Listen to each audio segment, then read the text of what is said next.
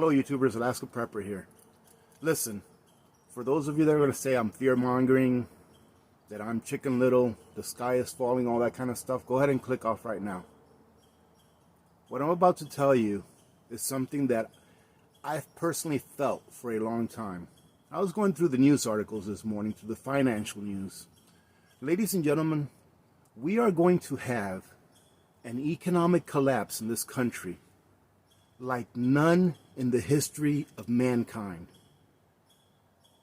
For those of you that don't follow the financial news, we are in such dire straits, and the only things that are holding us together is, number one, the very most important thing that is keeping this financial system together is the ignorance of the people.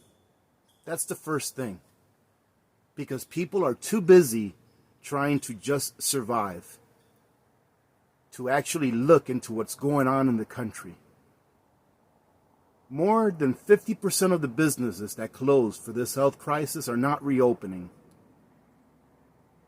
Our national household debt is either close to or above our national debt.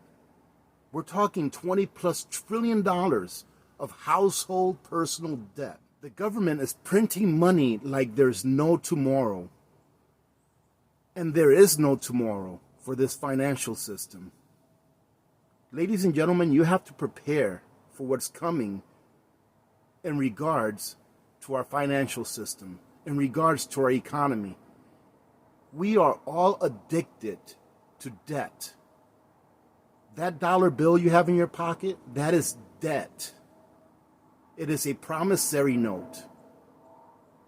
And one day, not too far in the future, I'm afraid, that promissory note is going to be worth less. What do I mean about worthless?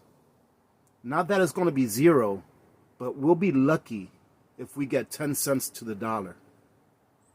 Now, some people will say, well, we're just going to have a reset. Guess what a reset is? A reset is when a financial system fails. I feel so bad for people that have a lot of currency in the banks or in 401ks or in mutual funds, in the stock market, whatever. Because eventually that currency will revert to its true value. And the true value of a fiat currency is zero, ladies and gentlemen. How can debt be an asset? How can something that is debt be an asset? How can you call $1,000 in the bank or $1,000 in your pocket an asset when that is debt? We operate in what is called a debt-based monetary system. And there is only so much debt that the system can handle. And we've been past that point for a long time. And I believe that sooner than later, we are going to have to pay the piper. The gig is up, ladies and gentlemen. I'm not saying it's your fault. It's someone's fault. It's the fault of some people, yes, because they've allowed this to happen. And I'm not talking about your average citizen. I'm not talking about your layman like you and me. We have been hoodwinked into believing that those dollars that we work for are actually worth something, when they are only worth the paper and the ink that is printed on them. When you cash your paycheck next week, or tomorrow on Friday, if you get paid tomorrow, go ahead and pull it out in cash and then put it on the table. That's what you worked for all week. You worked for a stack of paper that took the Federal Reserve seconds to print, but took you tens of hours to earn. Think about that. How in the world can a system like that continue?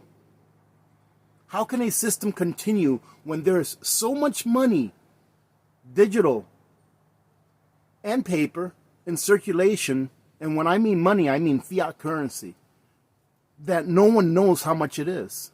There are so many derivatives of that currency out in hyperspace that no one knows how much. How can something be assigned a value when you don't know how much of it you have? How can a bank give you a loan with money it doesn't have because it has yet to create it? How can you not see with your eyes that our financial system is a farce? How can you not see that? I was talking to someone the other day and he said, well, I think this is still going to go on for another 50, 100 years. I think nothing's going to happen in our lifetime. Well, good luck, because I'm not a financial advisor, ladies and gentlemen. I'm not an economist. I have a 2-year degree in general education. That's all I have. And I must say, it's served me well. And I believe it's because it's a general education. They just taught me how to read and write a little better than in high school. So ladies and gentlemen, prepare yourselves. I'm not trying to scare anyone. You know, someone may be watching this who has $1 million in a Roth IRA. And they're like, what am I going to do with this? What can I do with it? How can I turn it? I can't tell you what to do. But what I can tell you is wake up. Look at what's going on. Our economy is done. It doesn't matter why. It doesn't matter why our economy is done. What matters is that it is. So do something now to prepare yourselves for what's coming. I really hope that I'm wrong, but I just don't think I am. All I have to do is look and see what's going on. We have more unemployment than any time in the history of the U.S., even more than the Great Depression, which was the last really big deal as far as the economy and the financial system goes. We have more businesses shutting down than what are staying open. We have the central bank bailing everyone out. What are they bailing them out with? What does the central bank earn? How can a bank give money to someone, pretty much give it, because that's what they're doing, ladies and gentlemen. They're giving it to them. When they're giving them these loans, they're really grants, because most of these places won't have to pay them back. How can a bank who does not produce one thing be able to give away so much? You try doing that. You try giving away more than what you earn. It's not going to work because it's impossible. And the reason it's impossible for you to give more away than what you earn is because you had to earn what you give away. You had to produce something for that wealth that you earned. What does a bank produce? What does a bank make? When's the last thing a bank did something that was good for humanity? When? The only thing a bank does is create money out of nothing that strips away the wealth of the money that's already in circulation. That's the only thing it does. And by lowering interest rates, it encourages the economy and the people to borrow even more money that they print out of nothing, therefore stealing even more wealth out of the pockets and the money that people have had to work to earn. How can people not see what's going on? We are going to crash, and we are going to crash hard. And if you're not prepared, if you're not stocked up on the things that you need, you're going to see everything that you worked for go away. Because even if we have a reset, every reset that I've ever seen in history that's occurred, the currency has been devaluated. For example, we had a reset in 1934, I think it was. We had a reset. They didn't call it a reset, but it was. After the confiscation of the gold from the American people, where the government or the treasury paid the American people $20.67 for every ounce of gold they turned in, the people walked away with the $20.67 per ounce of gold. What did FDR do right after that? He went ahead and increased the value of gold to $35, or he increased the nominal price of gold to $35. What does that do? What did that do? What that did was it made everything that people bought around 60% more expensive, because the dollars they had were devalued. At the same time, he prohibited people from being able to buy gold because they were turning in their gold because he told them they had to. And then as soon as he collected all the gold that he could, he ended up devaluing the dollar by 60% by increasing the nominal value of gold. Ladies and gentlemen, we don't learn from history. We're going to learn this time. We're going to be history. We are living history right now. We are living in the most important part of history of mankind. You know why? Because more people than ever in the entire history of the world will be hurt from what's coming down our financial system, down our economic system. Our banking system is going to try to make as many people as poor as possible, because that is how they hold their strength. That is how they hold their control over us. What you had yesterday, tomorrow, it may only be worth half or less. I know I'm going to get a lot of hate for this video, ladies and gentlemen, because people don't want to hear the truth. People in general want to keep their eyes closed and go day to day. Let somebody else worry about that. That doesn't concern me. Let someone else worry about that. Let me tell you what, ladies and gentlemen, if things were to stay the way they are now, I'm fine. I'm not telling you guys this because I'm afraid of what's going to happen to me if this system continues for another 50 years. If things were to stay, if the status quo were to stay the way it is right now until the day that I leave this earth, I'm fine. But it's not. It's not going to stay like that. There is absolutely no way that they can keep doing this and the laws of nature allowing them to keep doing this. Whatever is manipulated can be manipulated until it can no longer be manipulated. I hope that you all wake up.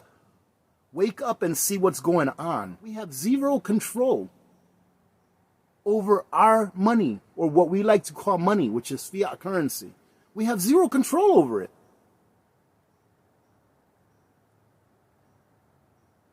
Just look at it this way, all right? If you take anything away from it, look at it this way. Is this right or wrong? Okay, is this right or wrong? The scenario that I'm about to play out for you. A bank creates fiat currency out of thin air. That bank did not earn that money. And I'm going to call it money because it's easier. That bank did not earn that money. It just created out of thin air. And then that bank tells you, hey, listen, you can borrow this money that I created out of thin air, but I'm going to charge you interest. But if you miss 2 or 3 payments on the loan that we just gave you with that money that we created out of thin air that we didn't have to work for, we're going to take away the collateral that you put up. So you can buy a $50,000 vehicle and borrow money that no one ever earned. They just created out of thin air. And if you pay on it for 2 or 3 or 4 years and you miss 2 or 3 payments, they get to take away what you've already paid with money that you actually had to earn. And you weren't able to create that money out of thin air, were you? No, you had to go and get a job and work and earn that money. Ladies and gentlemen, this is one of the things that tells me that Rome is burning. There are so many other things, but this is one of the things. Rome is burning.